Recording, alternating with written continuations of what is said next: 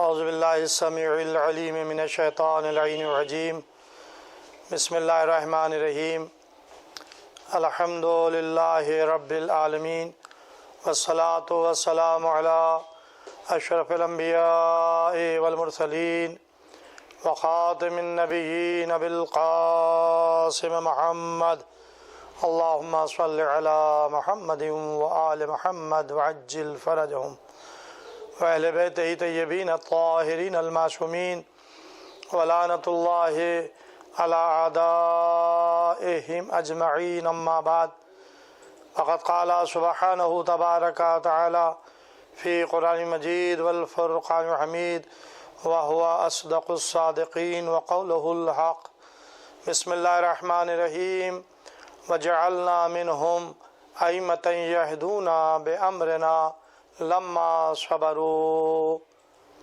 حضرات ناظرین، آپ کی خدمت میں یہ سلسلہ عظمت امامت اور ائمہ معصومین علیہم السلام کی سوانح حیات کا تذکرہ اس ماہ رجب المرجب میں ہو رہا ہے، اور آج وہ عظیم خوشی کی تاریخ ہے کہ جس دن پہلا امام جانشین رسول شوہر بطول اور حسنین علیہ السلام کے پدر بزرگوار کی ولادت باسعادت کی تاریخ ہے۔ پہلے میں کچھ تھوڑا سا ذکر امامت کے حوالے سے کرنا چاہتا ہوں۔ یہ امامت یہ منصب الہی ہے، اللہ کی طرف سے عہدہ عطا ہوتا ہے۔ جس طرح سے نبوت اور رسالت الہی منصب ہے، اسی طرح سے امامت بھی الہی منصب ہے، اللہ کا عطا کیا ہوا منصب ہے۔ یہ خود سے انسان کو نہیں ملتا ہے، اگر جس کا دل چاہے کہ وہ عہدہ امامت پر فائز ہو جائے، یہ ناممکن ہے۔ اس کی طرف سے جس کا انتخاب ہوتا ہے یا اس کی جو مرضی ہوتی ہے، جسے اسے بنانا ہوتا ہے، وہ منتخب کر لیتا ہے، اور یہ انتخاب ہو چکا ازل سے۔ صرف اس کا اعلان، اس کی آمد کا انتظار ہوتا ہے۔ عہدہ امامت الہی منصب ہے، اور یہ کوئی نیا لفظ امامت کا نہیں ہے۔ اگر آپ قرآن کی تاریخ کو دیکھیں جس میں نبیوں کا تذکرہ ہے، تو نبیوں میں نبی، رسول، اولو العزم پیغمبر، صاحب شریعت پیغمبر آپ کو ملیں گے، لیکن اسی سلسلہ نبوت اور رسالت میں ایک منزل پر امامت کا ٹچ نظر آتا ہے۔ یہ گویا تاریخ انبیاء میں پہلا ذکر ہے امامت کا، اور وہ کون سا ہے؟ وہ جناب ابراہیم علیہ السلام کے ذکر میں ہے۔ خداوند عالم نے سورہ البقرہ میں ارشاد فرمایا کہ ہم نے امتحان لیا، اور جب ابراہیم امتحان میں کامیاب ہو گئے تو اعلان ہوا کہ انی جاعلک للناس اماما، ہم نے تمہیں انسانوں کا امام بنایا ہے، انسانوں کا پیشوا بنایا ہے۔ جب جناب ابراہیم کو یہ خبر ملی تو فوراً کہا کہ قالا ومن ذریتی، اے پروردگار یہ میری اولاد میں، قالا اللہ نے ارشاد فرمایا لا ینال عہد الظالمین، یہ عہدہ ظالمین کو نہیں ملے گا۔ یہ مکالمہ خداوند عالم اور ابراہیم کے درمیان ادھر اعلان امامت کیا جا رہا ہے اللہ کی طرف سے ابراہیم کے لیے کہ ہم نے تمہیں انسانوں کا پیشوا بنایا، انسانوں کا امام بنایا، اور ادھر ابراہیم خواہش کر رہے ہیں، تمنا کر رہے ہیں کہ یہ عہدہ امامت جو مجھے ملا ہے میری اولاد میں، تو اللہ جواب میں نفی نہیں کرتا ہے، نہ اس بات میں جواب ہوتا ہے، بلکہ ایک اصول معین کر دیا جاتا ہے کہ لا ینال ایدی الظالمین، یہ عہدہ جو ملے گا یا جو اس عہدے کا حقدار ہوگا وہ ظالم نہیں ہوگا، ظالم اس عہدے کے حقدار نہیں ہوں گے۔ عصمت کا پہرا، جہاں ظلم کا شائبہ نہ ہو، یہ ہے آغاز امامت۔ لیکن ابراہیم کو انسانوں کا امام بنایا گیا، اور ابراہیم نے اپنی ذریت میں، اپنی نسل میں اس امامت کی خواہش و تمنا کی۔ ابراہیم کے بعد یہ سلسلہ چلا، پہلے فرزند جناب ہاجرہ کے بطن سے اسماعیل علیہ السلام پیدا ہوئے، دوسرے فرزند جناب اسحاق جناب سارہ کے بطن سے پیدا ہوئے۔ یہ دو نسل چلی جناب ابراہیم علیہ السلام کی، اور جناب اسماعیل بحکم خدا مکے کی سرزمین پر آ کر آباد ہوئے۔ اور اب اس سے جو سلسلہ آگے بڑھا تو ہمارے نبی کے آبا و اجداد ہوئے۔ جناب اسماعیل کی نسل میں ختمی مرتبت کے آبا و اجداد ہیں، کوئی نبی یا کوئی امام ختمی مرتبہ تک کے نہیں آیا۔ اسماعیل علیہ السلام کے بعد سب وسیع ہوتے رہے، اور یہاں تک کہ مکے کی سرزمین پر ذریت ابراہیم سے ہمارے نبی حضرت محمد مصطفیٰ صلی اللہ علیہ وآلہ وسلم کی ولادت ہوئی۔ اور یہ نور محمدی جو آدم سے چلا تھا جناب ابراہیم تک آیا تھا، اور جناب ابراہیم سے نسل اسماعیل میں منتقل ہوا۔ پیغمبر صلی اللہ علیہ وسلم کی حدیث ہے کہ ہمارا نور ابراہیم تک آیا، آدم سے ابراہیم تک، اور اس کے بعد اسماعیل، اور اس کے بعد فرماتے ہیں کہ ارحام پاکیزہ اور یہ نور محمدی اسلاب مطہرہ، تو اسلاب پاکیزہ اور اسلاب مطہرہ اور ارحام مطہرہ سے منتقل ہوتا ہوا جناب عبد المطلب تک آیا، پیغمبر کے دادا۔ اور اس کے بعد یہاں پر نور کے دو حصے ہو گئے، نصف حصہ نور محمد کی صورت میں صلب عبداللہ میں منتقل ہوا، اور نصف حصہ نور محمدی کا صلب ابو طالب میں منتقل ہوا۔ یہاں سے نور کے دو ٹکڑے ہو گئے۔ 17 ربیع الاول سن 1 عام الفیل وہ تاریخ تھی کہ جب جناب آمنہ کے بطن سے جناب عبداللہ کا بیٹا سرزمین مکہ پر پیدا ہوا، نور محمدی کائنات میں پھیل گیا، اور پیغمبر کی ولادت کے 30 سال کے بعد صلب ابو طالب سے یہ نور رحم فاطمہ بنت اسد میں منتقل ہوا۔ 13 رجب المرجب سن 30 عام الفیل وہ تاریخ تھی جب خانہ کعبہ کے اندر مولائے متقیان علی ابن ابی طالب علیہ السلام کی ولادت باسعادت ہوئی۔ یہ ہے ذریت ابراہیم، یہ ہے ذریت نسل اسماعیل جناب ابو طالب، جن کا اسم گرامی عمران ہے، مولا کائنات کے پدر بزرگوار کا اصل نام عمران ہے، کنیت ابو طالب قرار پائی، ان کے بڑے فرزند کا نام طالب تھا اس لیے آپ کو ابو طالب کہا گیا۔ یہ ابو طالب وہ ہیں کہ جنہوں نے پیغمبر اسلام کا نکاح پڑھا، اور خطبہ نکاح بھی تاریخ میں موجود ہے۔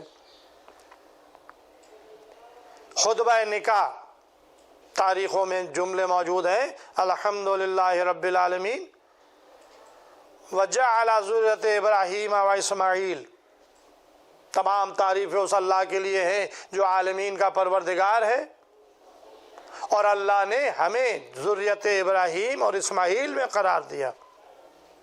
تو یہ ابو طالب پیغمبر اسلام مولائے متقیان یہ ذریت ابراہیم اور اسماعیل میں ہے۔ ابو طالب یہ خطبہ نکاح پڑھ رہے ہیں، جو کل ایمان کے پدر بزرگوار ہیں، جن کا فرزند 13 رجب سن 30 عام الفیل کو مکے کی سرزمین پر بیت اللہ، اللہ کے گھر میں خانہ کعبہ میں پیدا ہوا۔ نہ علی سے پہلے کوئی خل پیدا ہوا خانہ کعبہ میں، اور نہ علی ابن ابی طالب علیہ السلام کے بعد کوئی پیدا ہوا۔ یہ واحد عظمت ہے مولائے متقیان کی، جن کی ولادت خانہ کعبہ میں ہوئی۔ خانہ کعبہ میں اللہ نے اہتمام کیا، اس لیے کہ خانہ کعبہ کا دروازہ بند تھا، تالا پڑا ہوا تھا۔ جناب ابو طالب کے لیے بردار ہیں، لیکن اگر مین دروازے سے تالا کھول کر اندر داخل ہوتی فاطمہ بنت اسد تو کہا جاتا کہ چابیاں ان کے گھر میں تھی، کھول کے چلی گئی۔ لیکن یہ اتفاقیہ امر نہیں تھا، یہ اللہ نے انتظام کیا تھا کہ ذریت ابراہیم میں جو نسل چلی ہے اور یہاں تک پہنچی ہے، اس کا پہلا امام آئے تو میرے گھر میں پیدا ہو، جو خانہ کعبہ کی زینت بنے۔ بیت اللہ، اللہ کا گھر، لیکن اللہ گھر میں رہتا نہیں ہے۔ اگر اللہ خانہ کعبہ میں ہو تو اللہ محدود ہو جائے، وہ لامحدود ہے، جسم و جسمانیات سے مبرہ ہے۔ لیکن ہے بیت اللہ، ولادت ہو رہی ہے عین اللہ، نفس اللہ، ید اللہ، وجہ اللہ کی۔ تاریخ بتاتی ہے کہ جب 9 ماہ حمل کو ہو گئے اور وقت وضع حمل آ گیا، تو جناب فاطمہ بنت اسد اپنے گھر سے چلی، حرم میں داخل ہوئی، خانہ کعبہ کا پردہ پکڑ کر مناجات کر رہی تھیں۔ اے پروردگار، میں تجھ پر ایمان لائی، تیری نبیوں پر ایمان لائی، تیری کتابوں پر ایمان لائی، تجھے واسطہ اس خانہ کعبہ کو بنانے والے کا، اور تجھے واسطہ اس مولود کا جو میرے بطن میں ہے، مجھ پر درد ذے کو آسان کر دے۔ دعا درد ذے کے آسانی کے لیے اللہ کی بارگاہ میں خانہ کعبہ کے پردے کو پکڑ کر جناب فاطمہ بنت اسد ابو طالب کی شریک حیات مادر علی ابن ابی طالب فرما رہی تھیں کہ ایک مرتبہ آواز آئی، اندر آ جاؤ۔ دیکھنے والوں نے دیکھا کہ خانہ کعبہ کی دیوار میں در بنا اور آپ اندر داخل ہو گئیں، دیوار پھر جڑ گئی۔ چشم دید گواہ موجود تھے، عباس ابن عبد المطلب، اور تاریخ میں 1-2 نام موجود ہیں۔ یہ لوگ وہاں حرم میں اس وقت موجود تھے، انہوں نے یہ خود اپنی آنکھوں سے منظر دیکھا۔ لیکن ظاہر ہے کہ زیادہ تعداد اس منظر کو دیکھنے والی نہیں ہے، لیکن گواہی تو کم سے کم 2 کی ہونا چاہیے۔ لیکن وہاں پہ 2 کم سے کم تھے جنہوں نے اپنی آنکھوں سے دیکھا، جو تاریخ میں روایات موجود ہے، چشم دید گواہ۔ لیکن اب یہ خبر مکے کی سرزمین پر پھیل گئی کہ ابو طالب کی شریک حیات کے لیے خانہ کعبہ میں نیا در بنا اور اندر گئیں، پھر دیوار میں تبدیل ہو گئی۔ جیسے ہی یہ خبر مکے کی سرزمین پر پھیلی تو لوگ اپنے گھروں سے نکلنے لگے۔ مجمع جب کوئی عجیب واقعہ ہو جائے تو اب ظاہر ہے کہ لوگ دیکھنے کے لیے نکلتے ہیں، تو لوگ جمع ہونے لگے۔ ابو طالب مطمئن پیغمبر سلام مطمئن جانتے ہیں کہ یہ مرضی الہی ہے، جو عمل ہو رہا ہے، جو کام ہو رہا ہے یہ مرضی الہی کے مطابق ہو رہا ہے۔ اللہ چاہتا ہے کہ علی میرے گھر میں پیدا ہو۔ 13 رجب جمعے کا روز 30 عام الفیل وہ تاریخ تھی جب خانہ کعبہ کے اندر بیچ میں فاطمہ بنت اسد موجود ہیں۔ خود فرماتی ہیں کہ میں مرمر کے ایک سفید پتھر پر بیٹھ گئی، تھوڑی دیر نہ گزری تھی کہ میرا بچہ کی ولادت ہو گئی، مجھے احساس بھی نہیں ہوا، مجھے کوئی تکلیف نہیں ہوئی۔ اور اس کے بعد 3 دن تک خانہ کعبہ میں یہ ماں اور بیٹے اللہ کے مہمان رہے۔ اور ظاہر ہے کہ جب مہمان کسی کو بلایا جاتا ہے تو مہمان نوازی بھی اس کے لیے اسی کے اوپر فرض ہوتی ہے۔ اب یہ تو جناب فاطمہ بنت اسد بتائیں گی کہ خانہ کعبہ میں 3 دن ہم بھوکے رہے یا ہم کو رزق ملتا رہا۔ آپ کی تاریخ میں وہ جملے موجود ہیں کہ جو آپ نے ماضی کی خواتین کا ذکر کیا ہے کہ میں ان سب خواتین پر فضیلت لے گئی، چاہے وہ مریم ہو، چاہے وہ سارہ ہو، چاہے وہ آسیہ ہو۔ آسیہ چھپ کر عبادت کرتی تھیں، جو عبادت کا مقام نہیں تھا۔ جناب مریم وہ تھیں کہ جو بیت المقدس میں رہتی تھیں لیکن وقت ولادت انہیں باہر کر دیا گیا، اور جناب مریم سے یہ کہا گیا کہ یہ عبادت خانہ ہے، زچا خانہ نہیں ہے۔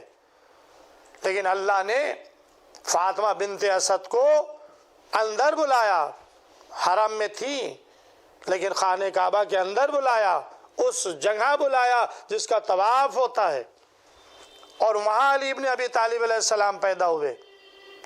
3 دن تک کے وہاں پر اپنا قیام رہا۔ جنت کی حوریں، جنت کے غذائیں، پھل لے کر آئیں، آپ نے نوش فرمائیں۔ ظاہر ہے کہ یہ کوئی نئی بات نہیں ہے، جسے اللہ نے اپنے گھر سے باہر نکالا تھا، جب اسے وہ رزق بھیج سکتا ہے بیت المقدس میں۔ اور جناب زکریہ جب بے فصل کے پھل دیکھتے ہیں وہ کہتے ہیں یہ تمہارے پاس کہاں سے آئے؟ تو جناب مریم جواب دیتی ہے کہ اللہ جسے چاہتا بے حساب دیتا ہے، یعنی یہ پھل جو آپ دیکھ رہے ہیں یہ ادھر سے آئے ہیں۔ تو جسے گھر ولادت کے وقت اپنے گھر سے باہر کیا، جب اس کے لیے رزق کا انتظام اللہ کر سکتا ہے تو جسے اندر گھر میں بلایا ہو کیا اسے رزق نہیں ملے گا؟ تو فاطمہ بنت اسد نے اس کی تصدیق کی کہ میں سابق کی خواتین پر فضیلت لے گئی، مجھے اللہ کی طرف سے رزق ملا، میرے پاس خواتین آئیں، حوریں آئیں۔ اب ادھر 3 دن گزر رہے تھے اور فاطمہ بنت اسد اپنے بچے کو لے کر باہر آ رہی تھی۔ مکہ امنڈ کر حرم میں آ گیا۔ ادھر پیغمبر سلام چلے اپنے بھائی کے استقبال کے لیے، ادھر ابو طالب چلے۔ ابو طالب کے پاس چابیاں تھیں لیکن تالا نہیں کھل سکا۔ جس در سے گئی ہیں اسی نئے در سے واپس آئیں گی۔ پیغمبر اسلام خانہ کعبہ کے سامنے کھڑے ہیں، اور ایک مرتبہ دیکھنے والوں نے دیکھا کہ دیوار کعبہ میں پھر نیا در بنا، اور فاطمہ بنت اسد اپنے لال کو خانہ کعبہ سے لے کر باہر نکلی۔ پیغمبر اسلام نے آغوش پھیلا دی، اپنے بھائی کو اپنی گود میں لیا۔ خانہ کعبہ میں 3 دن تک علی آنکھیں بند کیے ہوئے تھے، انتظار کر رہے تھے گویا کہ رسالت آ جائے تب یہ امامت رسالت کو دیکھے۔ بس ادھر آغوش رسالت میں آئے، خوشبو رسالت آپ کے مشام میں پہنچی، آنکھیں کھول دی، اور سب سے پہلا کلام یہ تھا السلام علیکہ یا رسول اللہ، اے اللہ کے رسول آپ پر ہمارا سلام ہو۔ علی مسکرائے، پیغمبر اسلام مسکرائے، یا علی تم نے ہماری نبوت کی تصدیق کی ہے۔ پیدا ہونے والا بچہ آغوش رسالت پر کلام کر رہا ہے، یہ بھی کوئی عجیب بات نہیں ہے۔ قرآن نے پہلے ہی سے نمونے پیش کر دیے تاکہ دنیا یہ نہ کہہ سکے کہ کوئی پیدا ہونے والا بچہ بولتا بھی ہے۔ بھئی اگر تمہیں علی کے بولنے میں شک ہے یا علی کے پڑھنے میں شک ہے تو آؤ قرآن سے دیکھ لو کہ کوئی اور بچہ بول رہا ہے یا نہیں۔ تو تمہیں یوسف کی گواہی کے دینے والا بچہ بھی فرعون کے دربار میں بولتا ہوا نظر آئے گا، قرآن بتا رہا ہے۔ اور مریم کی آغوش میں آنے والا بچہ عیسیٰ روح اللہ بھی اپنی ماں کی عصمت کی گواہی دے کر بول رہا ہے۔ جناب مریم بچے کو لے کر آئی ہیں اور یہودی پوچھ رہے ہیں کہ تم بچہ کہاں سے لائیں؟ نہ معاذ اللہ تمہارے ماں ایسی تھی نہ باپ ایسے تھے۔ جناب مریم کیا جواب دیں؟ ادھر حکم خدا ہو چکا تھا، مریم خاموش رہنا، انہیں اشارے سے کہہ دینا میں نے خاموشی کا روزہ رکھا ہے، اس بچے سے پوچھ لو۔ یہودی تعجب کر رہے تھے بچہ بولے گا، لیکن ایک مرتبہ جناب مریم کی آغوش سے آواز آئی، جناب عیسیٰ روح اللہ بولے انی عبداللہ آتانی الکتاب وجعلنی نبیا، میں اللہ کا بندہ ہوں، اللہ نے مجھے کتاب عطا کی ہے اور مجھے نبی بنا کر بھیجا ہے۔ جناب مریم کی آغوش سے جناب عیسیٰ نے کلام کیا، یہ عہدہ ادھر سے ملتا ہے، یہ کتاب ادھر سے ملتی ہے، پیدا ہوتے ہی بتا دیا کہ میں نبی بن کر آیا ہوں، میں کتاب کا علم لے کر آیا ہوں۔ بس عزیزو ادھر رسول نے آغوش میں علی کو لیا، یا علی کچھ پڑھ کر سناؤ۔ توریت، زبور، انجیل کی تلاوت کی، خاموش ہو گئے، یا علی کچھ اور پڑھو۔ تاریخ بتاتی ہے کہ مولا کائنات نے سورہ المومنون کی ابتدائی 12 آیتیں پڑھی، وہ قرآن جو ابھی نازل بھی نہیں ہوا تھا، لیکن علی علیہ السلام نے قرآن کی سورہ المومنون کی تلاوت کر کے بتایا کہ دیکھو ہم ادھر سے علم قرآن لے کر آئے ہیں، اس لیے کہ اللہ نے ہمیں رسالت کا گواہ بنایا ہے، اور رسالت کا گواہ قرآن کی روح سے وہ ہے کہ ومن عنده علم الکتاب، کہ جس کے پاس کتاب کا پورا علم ہے۔ قل کفی باللہ شہیدا بینی و بینکم ومن عنده علم الکتاب، سورہ رات۔ خداوند عالم نے رسول کی رسالت کا گواہ اسے بنایا جس کے پاس کتاب کا علم ہے، تو ظاہر ہے کہ یہ رسالت کا گواہ بن کے آیا ہے، اس کے پاس کتاب کا پورا علم تھا، اس نے سورہ المومنون کی ابتدائی 12 آیتوں کی تلاوت کی، مومنین کے صفات کو بیان کیا۔ بس عزیزوں پیغمبر بھی خوش ہیں، جناب ابو طالب بھی خوش ہیں، آج کی تاریخ پیغمبر کا جانشین اس دنیا میں آیا ہے، آج ابو طالب کا فرزند کل ایمان اس دنیا میں آیا ہے، آج امامت کی پہلی کڑی ابو الائمہ اس دنیا میں آئے ہیں جس سے سلسلہ امامت کو آگے بڑھنا ہے۔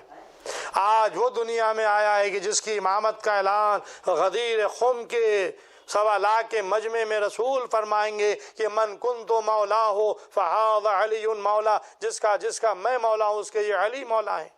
آج وہ دنیا میں آیا ہے جس کی ولایت کے اعلان پر سورہ مائدہ کی آیت نازل ہوگی کہ الیوم اکملت لکم دینکم واتممت علیکم نعمتی ورضیت لکم الاسلام دینا۔ علی کی ولایت کے اعلان پر اللہ نے دین کو مکمل کیا، اپنی نعمت کو تمام کیا، اور دین اسلام سے اللہ راضی ہو گیا۔ بس انہی جملوں کے ساتھ میں بارگاہ الہی میں دعا کر رہا ہوں، خداوند عالم اس مبارک تاریخ 13 رجب، جس دن تیرا یہ بندہ خاص، تیرا ولی اس دنیا میں آیا ہے، تو نے ولی بنایا ہے علی کو، علی ولی اللہ، ہم گواہی دیتے ہیں کہ تیرے علاوہ کوئی معبود نہیں ہے، لا الہ الا اللہ، ہم گواہی دیتے ہیں محمد رسول اللہ، ہم گواہی دیتے ہیں علی ولی اللہ۔ خداوند عالم ہم سب کی دلی حاجات کو قبول فرما، صحت و تندرستی